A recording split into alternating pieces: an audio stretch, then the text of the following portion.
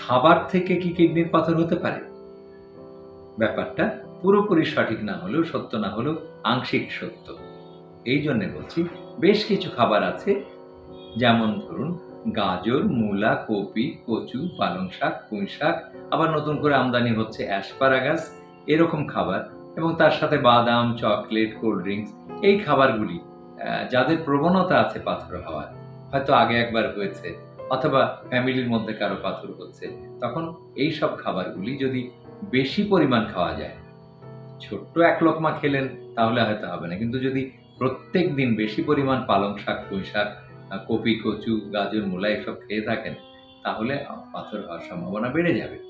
কারণ এগুলি মেটাবলিক প্রক্রিয়ার মাধ্যমে, পাথর তো একটা মেটাবলিক ডিসঅর্ডার, এটা বিপাকীয় প্রক্রিয়ার মাধ্যমে তৈরি হয়।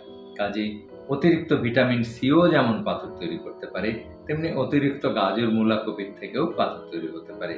আর কচু, তারপরে পালং শাক, পুঁই শাক, অ্যাসপারাগাস, এগুলি থেকে তো অক্সালেট এত বেশি তৈরি হয়, এই অক্সালেট পাথরই তো আমাদের বেশি হয়।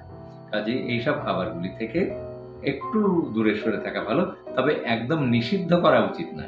আপনি অল্প অল্প খাবেন, মাঝে মাঝে খাবেন।